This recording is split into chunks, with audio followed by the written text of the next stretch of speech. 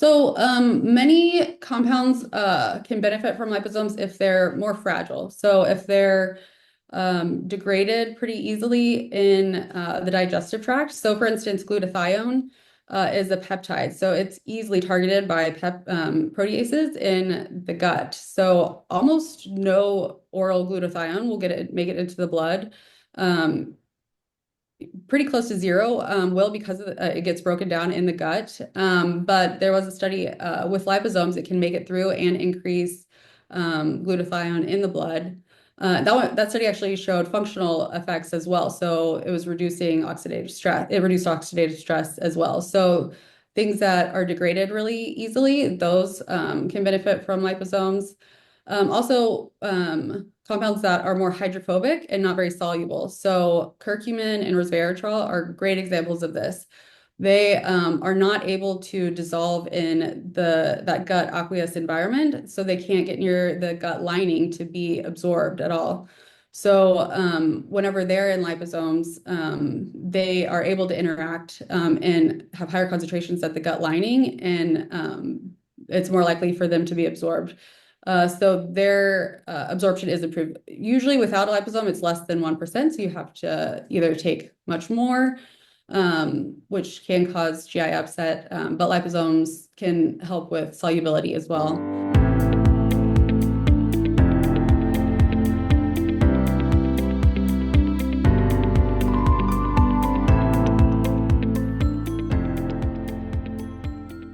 Hello, Dr. Cruz. You are the research director at Renue By Science. So welcome to Modern Healthspan, and thank you so much for joining us today.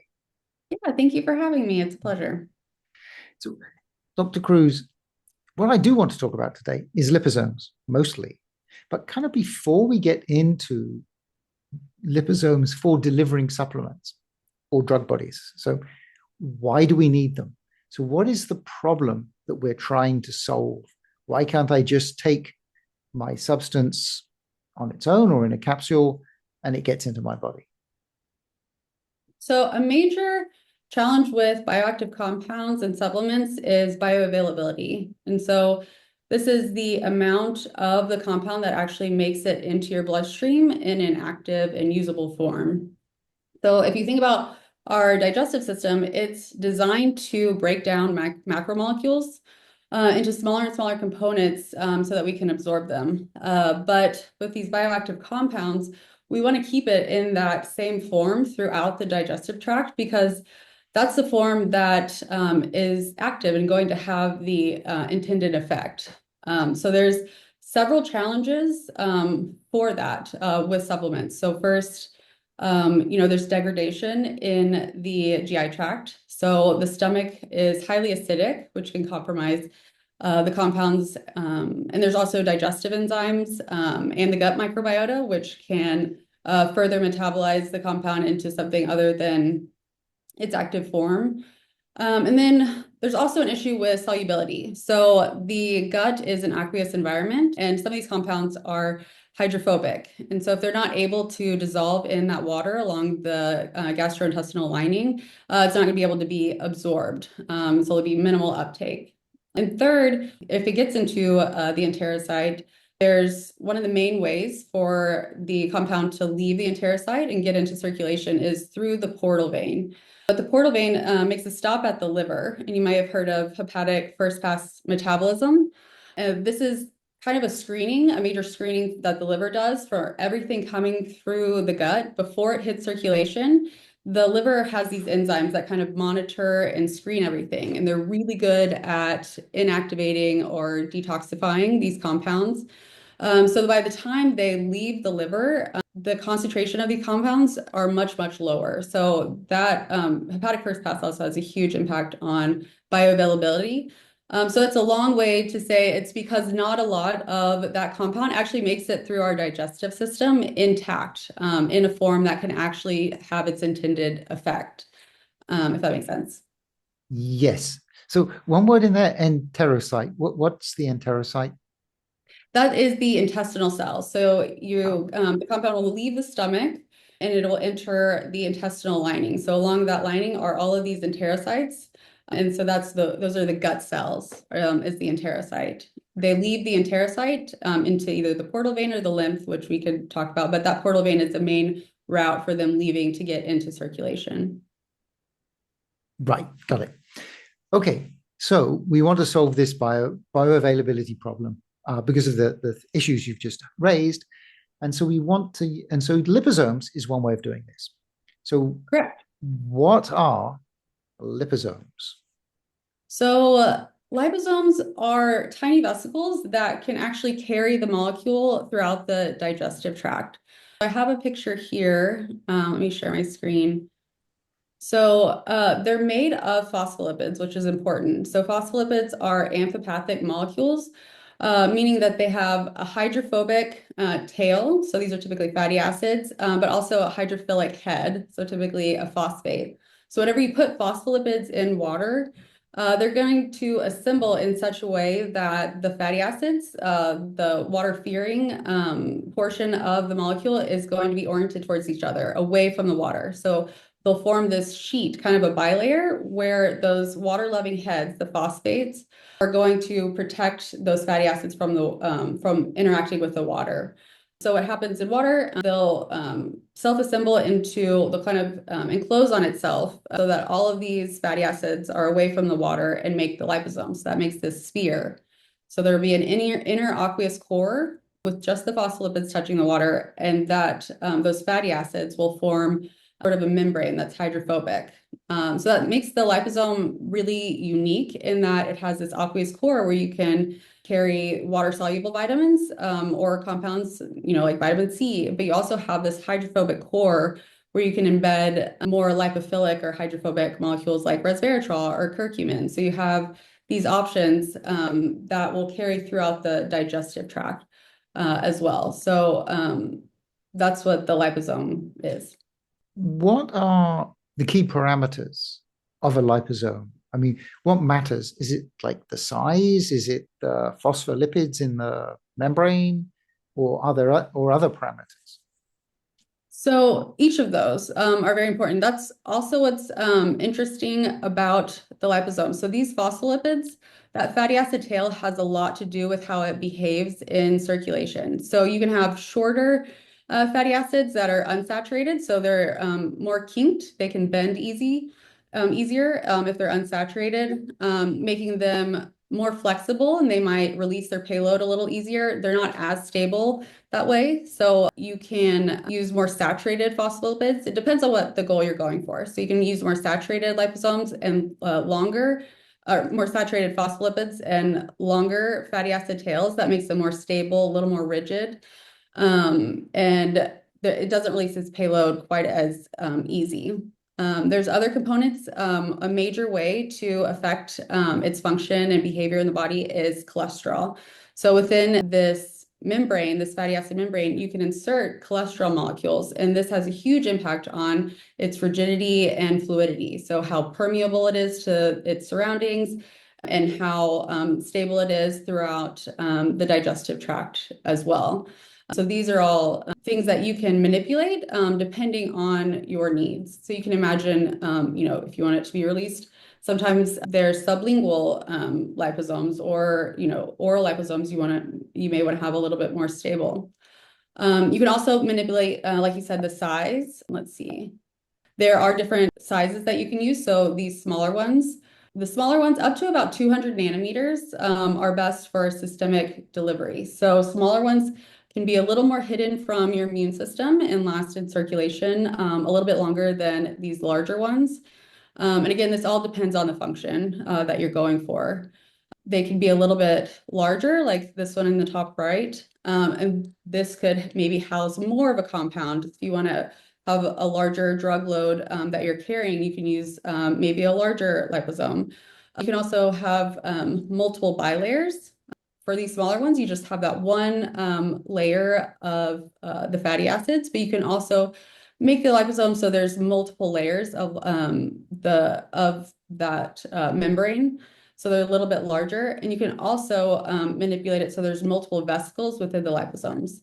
So you can imagine there are many different functions that these would serve. So the larger ones are not going to be in circulation quite as well. So this might be for more of a local effect. You could inject these and they might sit in that local area and release a compound slowly, is just one example of one of the functions. A larger one might release it slower, but still travel a little bit further through circulation. So you can manipulate all of these parameters to make it work for you. Okay, if your intent is to deliver supplements, which is what most of my audience would be interested in, kind of which one of these would be optimal, or would it depend on the payload? So that's a good question. It does depend on the payload, but typically with the general supplements that you'll see, it's going to be these smaller ones, typically between 50 up to 200 nanometers is the ideal size for absorption and getting through the digestive tract, is what's been found. So most what you'll look for is less than 200 nanometers, but you don't want any smaller than around 50 nanometers. And it'll just be that one layer of fatty acids. So when I look at some liposomal drugs or liposomal supplements, they actually look dry. They don't look like they contain these little fatty balls. So how are they actually delivered? So it depends. So there's a couple ways that you can deliver them. So when you're talking about dry ones, so a lot of times you'll see in a capsule, it'll just seem like a regular capsule. These are called proliposomes or dry liposomes. So they can be, there's a couple different ways you can do it, but mostly in the supplement industry, they can be freeze dried. And so the water is taken out and it's kind of like a raisin, if you can think of it, or a deflated balloon. And so once it hits water, it'll pop back up like the regular liposome. But for when it's in storage and in the capsule, it's just dried out. So it's in a way, it's much better for storage and stable and stability. And it's a little bit easier than liquid liposomes, which you can also do. You can also have liquid liposomes or in a gel, but those typically need to be refrigerated. So the proliposomes or dry liposomes make that a little easier. So because it's unstable, but if Well, it's so it in needs a to be gel. refrigerated, and the shelf life is not quite as long as a dry liposome. Okay, okay. Okay, so if we are taking oral liposomes, so I take a capsule with these freeze-dried liposomes, can you walk through what the process would look like in terms of so how it gets through the gut and then how it gets from the gut? Where does it go to in the gut? Does it go into the lymphatic system or does it go into the blood? And how does it do that? Sure. So yeah, just walking through how the liposome protects these throughout absorption and how the actual mechanism works. So starting with degradation, liposomes protect the compounds from degradation. I mentioned stomach acid and then digestive enzymes in the gut microbiota. That's a major way that liposomes start protecting it. And then it also increases solubility. So those hydrophobic compounds that are not able to dissolve in the aqueous environment of the stomach of the gut, the liposome actually allows those hydrophobic compounds embedded in the membrane to interact with water and the intestinal lining, which increases that concentration of the compound at the gut wall, which makes it a little easier to absorb. And so I think your original question, how they actually get absorbed, it's a pretty interesting process. Actually, it's not a single answer. So there's a couple different ways, and it depends on things like the composition of the liposome or if you've eaten or if you haven't. So there's a couple variables. So it'll depend. So first, it can directly interact with the membrane. So one of the ways it can do it is by directly interacting with the membrane. So remember, the liposome is made up of phospholipids, the same phospholipids that our cell membranes are made up of. So that's great for this situation because it makes it easier for them to interact. So one way it can be released, let's see, I have a slide for this that might make it a little easier. Okay, so this is the direct interaction. So this is one way. So they can adhere to the membrane up here, and this can be non-specific. It can just interact with the membrane, or it can be specific with a receptor. And in this case, the liposome just interacts with the membrane, and it starts to release the payload locally, and those compounds will be absorbed through normal processes. It's just a more of a chance. It makes it a little easier by being so close to the membrane. The liposomes can also fuse with the membrane and release the cargo into the cell. They can also be endocytosed, so the membrane will actually engulf the liposome and bring the whole liposome into the cell. And there's also something called lipid exchange. So because they're so similar, those lipids, there will be an exchange of lipids between the membrane and the liposome. And with that process, the payload slowly being released into the cell. So any of these can happen. It kind of just depends on, again, the environment and the composition of the liposome and the compound itself as well. So that's one way that they can get into the cell. Another way that's interesting is uptake by M cells. So these are specialized cells in the gut that have a big role in the immune system. So the M cells typically will sample particles. So this is just their regular role, is to sample different molecules and particles in the gut, kind of as surveillance for the immune system. They'll grab something and pass it to the immune cell just to check. But the M cells we found can also take in liposomes and put it directly into the lymphatic system. So these will typically be larger liposomes, larger than 200 nanometers. So this would be kind of a more specific situation where you're designing the liposome to maybe make it to the M cells, which is entirely possible. So that's the second way. And then this third way is probably the most important for supplements. And this is incorporation into mixed micelles. So those smaller liposomes, the digestive tract is a pretty harsh environment. And so there will be some leakage along the way, some damage will hit. It's not a perfect, it's not steel, it's not gonna not be hit at all. So it's gonna have some leakage.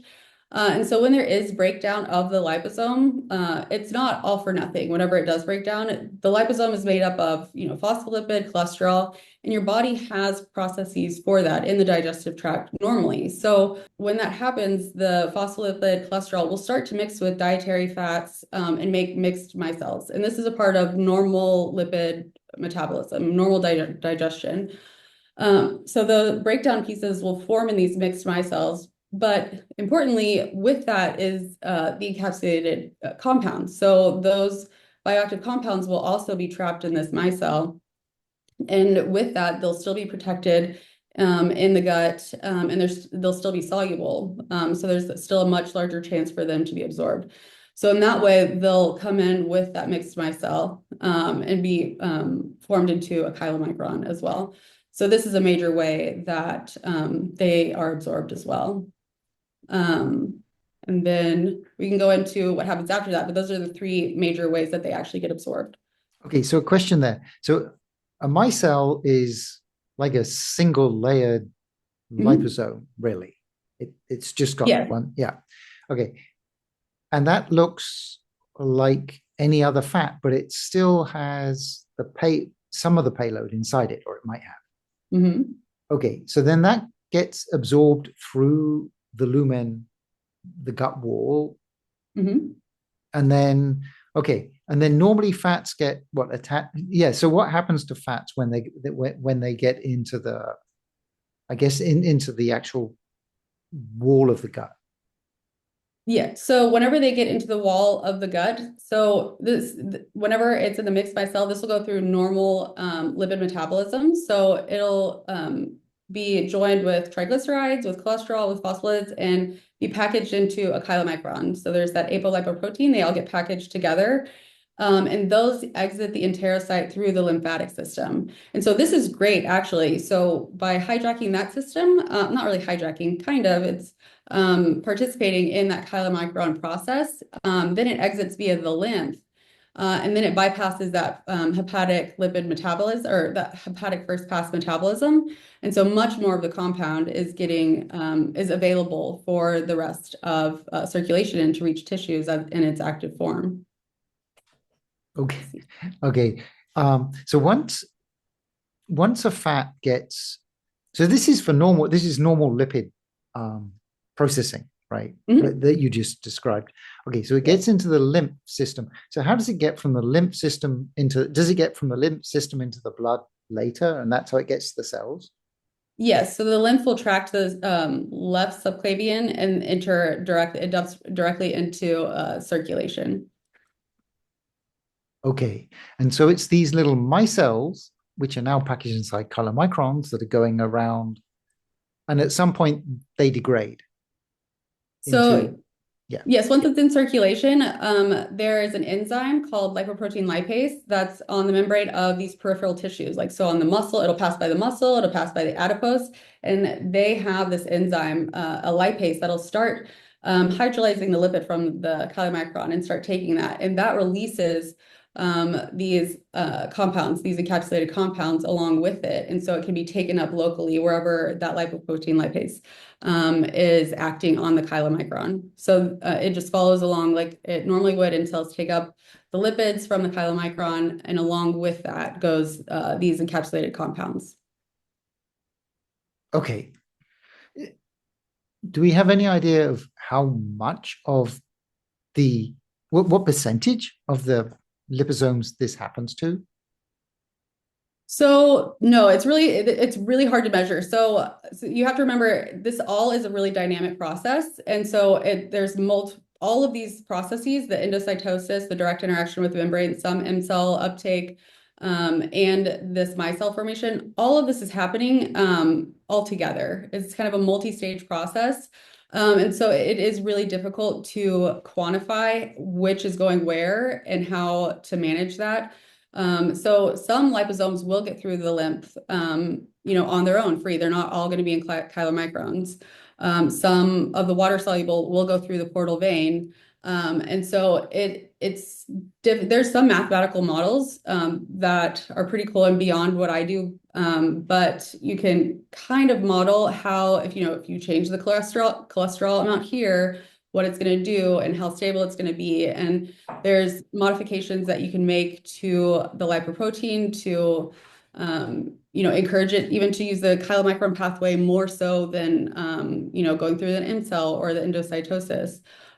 They've had success with that. Actually, you can add a specific monoacylglyceride to the liposome, and it'll encourage it to get attached to the chylomicron if that's the route you want to go. But it's difficult to quantify. So there's not a specific number on how much goes where. Okay. Do we see that any liposomes make it through the gut wall directly into the blood and remain as liposomes within the blood? So, yes, there are some that do that as well. So most of how you measure it typically is just by bioavailability, and so somebody will ingest a compound and you measure their blood over time. So you get this measure of bioavailability. So that's an easier way, and it's more so how it's measured is that measure of actually how much gets into the blood. So you don't have that percentage of how much of the liposome actually gets into the blood. It's just a measure of total compound that makes it. But there are ways for the liposome to get into the blood, especially in pharmaceuticals, not as much with what you would find in the supplement industry. It can and it does. But again, it's hard to quantify. It's mostly what you can just see about the actual compound in the bloodstream. If you're doing an assay to see how much of a compound you have in the blood, would compounds that are wrapped up in liposomes count towards that count or not? Yes, they should. Yes. Yes, it would. I guess that the process Well, it of depends. So I guess that would depend on what part of the blood you're measuring. I take that back. So it does depend. So if you do whole blood, it would. But if you're measuring maybe plasma, it wouldn't. okay, but we're measuring whole blood, and so the process of doing that measuring would break the liposome apart, and you'd see the actual content. Okay. Okay, so this might also reduce toxicity in the liver because less of the content would actually get to the liver. Because I know, yeah, I mean, one of the problems with like NMN is you can't have too much of it because it has, because nicotinamide is toxic to the liver at high doses. So yes, this is one way that it would reduce that because so inulin is metabolized to nicotinamide in the gut, so that increases nicotinamide as well. So it delays that metabolism, and so it does get it out of the liver as well, or it doesn't enter the liver. It goes into circulation. and goes later. So it is a way to spread it out and to reduce that metabolism. So if you have a substance which you're taking as a liposome, then it would interact with the gut microbiome differently. I would say that that's fairly certain, right? Yes. Okay. And so if you were taking a substance like berberine, which part of the process seems to be that it interacts with the gut microbiome, then it would have a different impact, or potentially. Yeah, correct, potentially. So this is a really good point, is about really understanding why you're doing what you're doing. So why you're choosing liposome. This goes for all compounds. If you need a liposome, or just if you're achieving the goal that you want to achieve. So in the case of berberine, berberine has really low bioavailability. So it's found less than 5% often makes it to the bloodstream. But with that, we found that it interacts with the gut microbiome in a beneficial way. So whenever with standard berberine, you see it encourages the growth of beneficial bacteria and suppresses the growth of less ideal bacteria. It's improved the gut lining integrity. So these are important effects. So it depends on what you're going for. Because berberine also systemically, it lowers inflammation and it reduces blood lipids, LDL specifically, and reduces oxidative stress, things like that. So it depends on what you're going for, because the liposome can boost the bioavailability of berberine by, I've seen 5 up to 10 times the amount. So using that liposome. So if you want to go for those systemic effects, it may be worth it to use the liposomal form. But if you're going for more of a gut centric effect, you might want to keep using the standard. It's possible that using the liposome, you will get some interaction with the gut bacteria, but it won't be just because of some leakage, but it won't be as significant as if you were using the standard. So it really depends on what you're going for. So it's good to do that due diligence of what's the effect I'm looking for. Because, for instance, the NAD precursors, NMN and NR, the gut bacteria metabolize those molecules into different metabolites that you don't want. So in that case, you would want liposomal to protect it from being degraded in the gut. So you do have to look at and choose what your goal is. So we have liposomes or micelles that get into the blood. Do they cross the blood-brain barrier? So they can. It's more so with when it's targeted. So there are modifications you can make to liposomes that will encourage it to pass the blood-brain barrier, or any cell that you're looking for. There's receptors that you can target that can encourage the liposome to go that route. But even with regular liposomes, you will see more of an increase. It's hard to say how much and when, but there has been increases crossing the blood-brain barrier with liposomes. What I can think of right now with NR, that study showed it had a protective layer with polymers. So the liposome was lined with, it was pegylated, which you'll see sometimes it's lined with polymers to kind of hide it from the immune system. And then it had phospholipids that were a little more sturdy. They were saturated, and they also had a target. I can't remember the exact receptor it used, but it targeted the blood-brain barrier and it was able to get in. It increased NR in the brain. So with those modifications, you can. It's less likely with the supplements that you see in industry, but it does increase the amount that is in your bloodstream. So it is much more likely to get past the blood-brain barrier with a higher concentration in the blood. So a couple of times you've talked about putting markers on the liposomes. So I think this is used more in like drug delivery, but Yes. so you embed specific markers in the liposomal membrane, which would attract it to a specific tissue. Is that how it works? Yes, so there's a couple modifications you can make. So one, they're called stealth liposomes, and that's that pegylation I referred to. So pegylation is adding this polymer kind of that coats the liposome, and it kind of hides it. It prevents proteins from hitting it and tagging it, so it can last in circulation a little bit longer. So those are called stealth liposomes. There's also targeted liposomes, like for instance, for the blood-brain barrier. There's a transferrin receptor that's used often. So transferrin receptor is on the blood-brain barrier, and it's prevalent. So what you can do is tag your liposome with a transferrin, and it'll kind of just follow that transferrin through its receptor, and the liposome sneaks in with it. So it's things like that that you can find on cells and kind of use that to your advantage. And so those are targeted liposomes. You can also have different charges on the liposome. So cationic liposomes are used a lot for gene therapy. So the positive charge enables it to hold those negative compounds a little more effectively.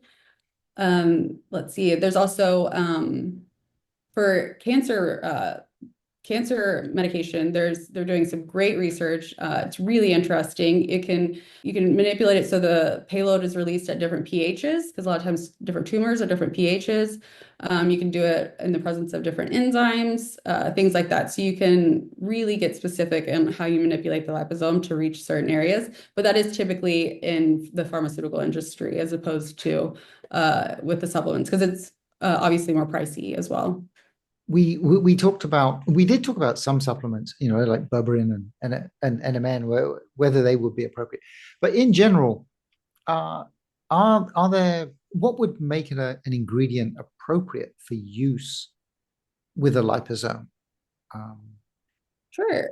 So many compounds can benefit from liposomes if they're more fragile. So if they're degraded pretty easily in the digestive tract. So for instance, glutathione is a peptide. So it's easily targeted by proteases in the gut. So almost no oral glutathione will make it into the blood.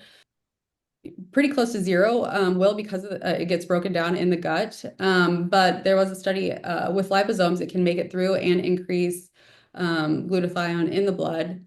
That study actually showed functional effects as well. So it was reducing oxidative stress. It reduced oxidative stress as well. So things that are degraded really easily, those can benefit from liposomes. Also, compounds that are more hydrophobic and not very soluble. So curcumin and resveratrol are great examples of this. They are not able to dissolve in that gut aqueous environment, so they can't get near the gut lining to be absorbed at all. So whenever they're in liposomes, they are able to interact and have higher concentrations at the gut lining, and it's more likely for them to be absorbed. So their absorption is improved. Usually without a liposome, it's less than 1%. So you have to either take much more, which can cause GI upset, but liposomes can help with solubility as well. There's also situations, a good example is vitamin C. So vitamin C at low doses, it has great absorption. You don't really have to worry about it, but if you want a higher dose, which is we've been finding high dose of vitamin C has been beneficial for certain cancers with conditions of fatigue. Sometimes with the immune system, people are looking for a higher dose of vitamin C. But at higher doses, its transporter gets saturated. So once you go beyond a certain dose, the absorption rate just plummets basically because the transporter is at max, so it can't absorb anymore. So liposomes are helpful there by going around that transporter. And then sometimes there's GI upset as well. So sometimes with iron, it's hard to take that supplement because it causes a GI upset. And so if you can have it in the liposomes, you can either decrease the amount you need to take, and sometimes just being in the liposome, it doesn't affect the stomach as much as either. So you kind of talked about liposomes. So liposomes have a higher bioavailability. Mm-hmm. Is there any way to think about dosing? So most doses are given, like you should have whatever, like 1 gram of NMN or 500 milligrams of NMN. How would you come up with an equivalent for a liposomal? So there's no standard way to do this. So for pharmaceutical industry, they have because it's medication, obviously, and it's risky. There's specific studies that you can do to measure that. But with supplements, we're looking at research that shows that it's either not bioavailable or you kind of just have to interpret from the study. So sometimes you can see that sometimes there are studies. So there was just an NMN study with liposomes. It was 1.8 times the standard. There's with vitamin C, it was 1.77 times the standard. So you can kind of see from studies. You can also look and see how low the bioavailability is. So with curcumin, less than 1% is getting in with the standard. So you might just reduce it just a little bit. So you can reduce your dose based on that and see. So you kind of start low and go from there. So it's an educated guess almost. And then you start low and see how you're affecting. Hopefully you can test biomarkers and then pay attention to how you're feeling or measure a specific outcome. And then also talk to the company because a lot of times they've figured out their dosing based on either studies or internal tests, things like that. Yeah, there just doesn't seem to be a great deal of liposomal like comparison studies. I mean, for vitamin C, I've seen some, and there was this one for NMN, but in general, there's not a lot. I don't know if there's any for curcumin. Yeah, there's more now, but yeah, it is more research is needed. I will say that for sure. And we're getting there. There is more. There was one with 500 and 1,000 of glutathione. That study showed that was a good increase, and you can find that's ideal is to see at this level at 500 milligrams of a liposomal dose, it increased the blood glutathione this much, and we saw a functional effect, and oxidative stress was reduced. So that's ideal. So you can kind of do that with the other ones as well as best you can. But in general, it'll be a lower dose. You can look at also at animal studies. Animal studies aren't perfect, but there's a lot more liposomal data in animals, and you can kind of see how they compare and adjust the dose based on that. So I have seen, or I have heard of a concern that liposome. One of the things that liposomes do is you have that diagram how the liposome kind of fuses and puts the contents directly into the cell. But cells have proteins and they have gates specifically to guard against or let things in. So you're bypassing this kind of natural mechanism. Would you see this as a concern at all? So that is a really good point to make. I think it's always important to take a step back and see how it's affecting the system. So if we go back through, you start with, okay, what's the goal? What is the outcome we're going for? And then you also look at the dose. So how much of this compound is needed to get that effect? And so with supplements, the goal is typically not just to have that nutrient or nutrition baseline. It's not to just satisfy, we're not going to get sick if we don't have this. It's usually for something extra, more of a therapeutic effect, optimizing mitochondrial function or addressing inflammation or addressing oxidative stress. It's something outside of the norm of our normal physiology that we wouldn't be able to get from a typical diet. So this is the reason for supplementing. So in this case, we need to kind of go around to get that higher dose. So we need to be responsible and do your due diligence. This is the dose I need. This is what I would like in my bloodstream to go around it for those mechanisms. And then if you look at the systems that liposomes use, they are regulated as well. So endocytosis and fusion, packaging into that chylomicron, those are still regulated systems that it's using with a compound that it recognizes. So it's not so novel that it'll throw off homeostasis. It's just, learning to use the system so that you can get those higher levels, the more therapeutic dose levels that you're looking for. So I don't see it as much of a concern with liposomes, just since it's using those systems that are regulated. And in reality, with especially supplemental in the supplement industry, we're not using those highly specific and targeted liposomes where it's going to a specific area and releasing that payload there. So it's not as much of a concern, but of course, this is all personal, preference and due diligence and what you're comfortable with any sort of biohacking, because even just going beyond, the recommended dose can be considered, biohacking as well. So it's just a personal assessment on how you feel about it.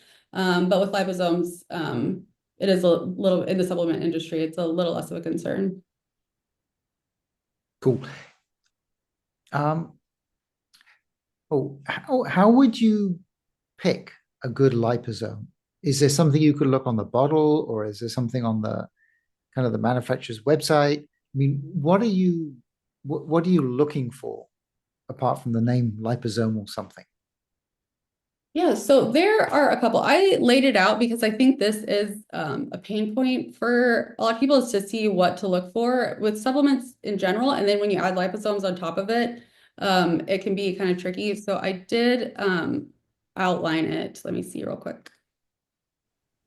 Okay, so there's 3 points that you can look at to assess for liposomes. So you can look at the ingredient and make sure the ingredient is high quality, and then you can check for the liposome to make sure that's high quality. And then of course you want to look at the company to make sure they're trustworthy. So for the ingredient, you want to make sure it's pure and safe, and it is what they're saying it is. So you look at the certificate of analysis, and there's different levels for that. So the company is going to have a certificate of analysis saying that this is pure in, for instance, and there's testing for that. So that'll come from the manufacturer. And when people say you want it third-party tested, this is checking that manufacturer's data. So a company will send it off to a third party to double check that the manufacturer is saying what they're saying is true about the compound, just as a check. So that's the independent third-party testing, which is a little better, than the baseline manufacturer's certificate of analysis. And then moving up from there are certification by these well-known independent organizations. So you'll often see USP verified. I believe that's for in the US. I'm not sure where else. But then there's also the NSF, which is a global standard. And then, so these companies are just more well-known, and they have a very thought out and available protocol to know exactly how it's been tested. And they usually come back and test it randomly, just off the shelf as well. So that's how you can kind of see that it's been checked for the ingredient. So, but if a supplement doesn't have the NSF or USP, it still can be a quality supplement. These are more expensive, so you'll see it more with larger companies as well. So that's just something to take into consideration for the whole. So that's for ingredients. For a liposome, you can look at the phospholipid source. You can see this on the bottle typically. Most of the time it'll come from sunflower, soy, or egg. But what you're really looking for is just transparency and details. So you don't want something that just says natural lipids or even just liposomes.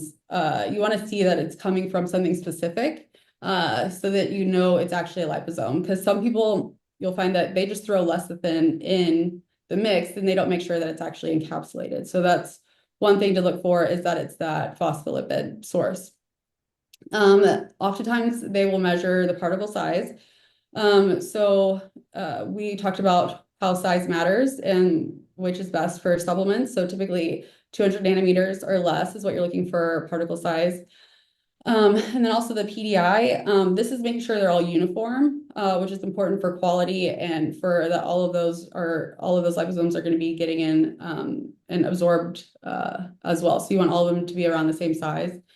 The encapsulation efficiency is really important. That shows you how much of the compound is actually inside the liposome. So sometimes it's never going to be 100%. They're never going to get everything in that liposome. There's going to be some that is just regular free compound. And so typically you'll see anywhere from 15 to 90, which it just depends on the molecule. It's going to vary. So 90 is great. And then when it gets less from there, you kind of just have to evaluate your goals and talk to the company about why they chose that. So maybe that is better. There might be a reason. So it depends. So that's one thing to look at. Also, the zeta potential, that's the charge. You don't want your liposomes to aggregate. So whenever you take them, it's a possibility that they aggregate and then they're not going to be uh, absorbed very well. So zeta potential, you want it 30 millivolts, I believe, plus or minus. And then stability testing. So you want to make sure your liposomes are stable for however long. So like I said, the dry liposomes are stable for longer than, liquid liposomes typically. But you have to ask and find that testing. The thing is with liposomes, they won't always have this information. Some of this is proprietary. Like I said, you can manipulate the liposome in many different ways. So by the cholesterol concentration, by different type of liposomes. And manufacturers really hold that dear because they've worked really hard on it to get in a certain way.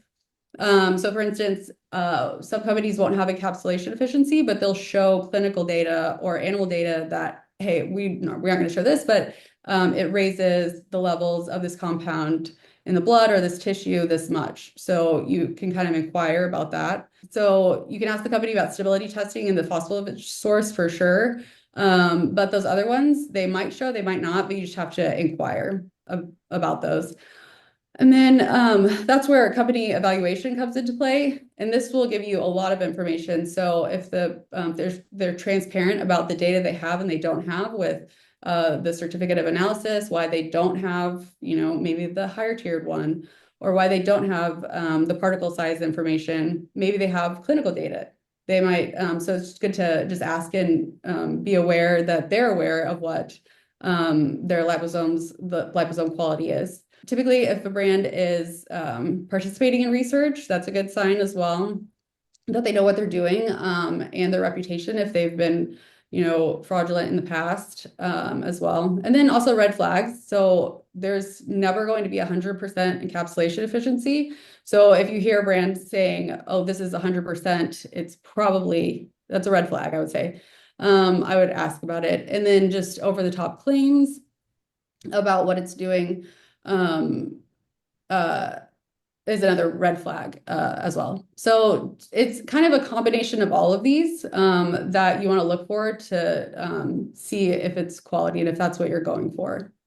So what kind of liposomal technology does Renew by Science use?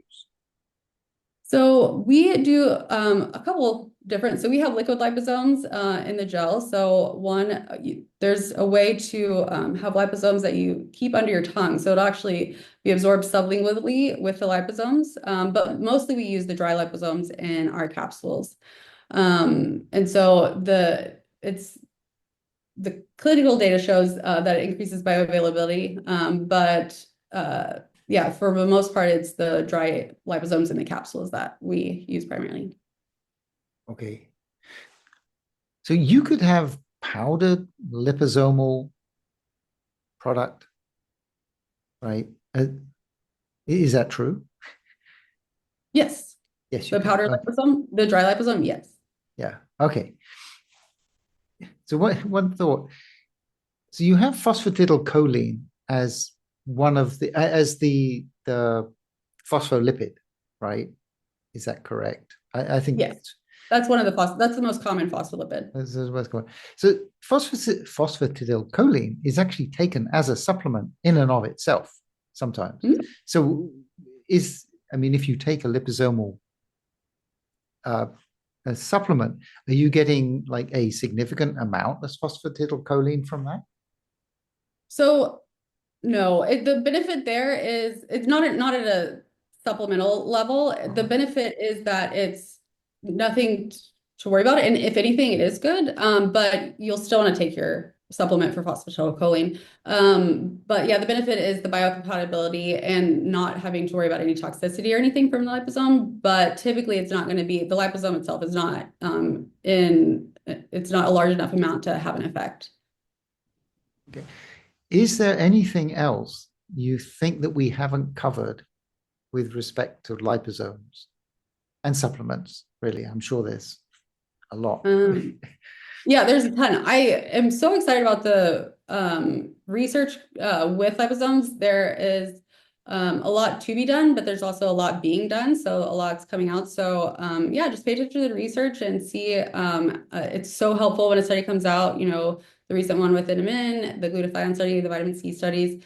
And yeah, just talk to the company about the quality. I think that's the biggest thing is to learn which liposomes are good, which are and how to tell if they're good. Things like that. Just talk to the company. But I think we covered most everything. Okay, excellent. So if people do want more information, where can they go?